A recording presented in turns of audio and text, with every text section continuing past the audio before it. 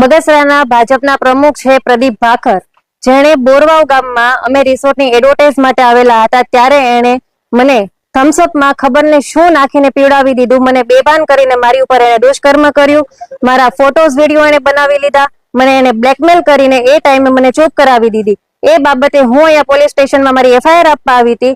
અરજી અમે ટપાલ દ્વારા મોકલેલી હતી. અહીંથી અમને કોઈ રિસ્પોન્સ ના મળ્યો.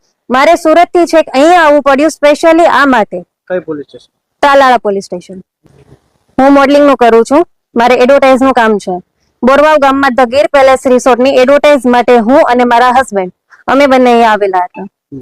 એ સમયે મારા હસબન્ડના ફ્રેન્ડ છે પ્રદીપ ભાખર.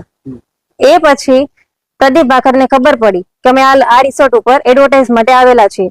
એનો ફોન મારા હસબન્ડ ઉપર આવ્યો કે તમે લોકો અહીંયા છો તો અમે આવીએ છીએ. પ્રદીપ ભાખર અને એના ડ્રાઈવર રિસોર્ટ ઉપર અમને મળવા માટે આવ્યા.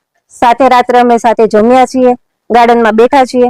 પછી અચાનક મારા હસબન્ડના ફોન ઉપર એમના મિત્રનો ફોન આવે છે તો એ કઈક કામથી બહાર જતા રહી છે અને હું મારા રૂમમાં જતી રહું છું. મારા રૂમમાં ગયા પછી પ્રદીપ ભાખર 15 મિનિટ રહીને મારા રૂમનો દરવાજો ખખડાવે છે. મને કે મોડલિંગ બાબતે તમારી સાથે વાત કરવી છે, તમે અનુમતિ આપતા હોય. મેં તો ઓકે, કેમ કે મારે મોડલિંગ નું કામ છે તો હું કોઈને પણ આ વસ્તુની ના નથી પાડવાની.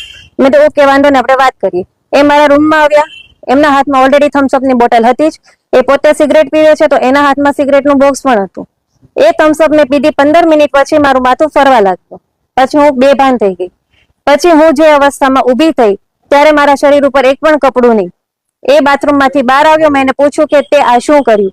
એટલે એને કીધું કે મોડલિંગમાં બધું ચાલતું હોય.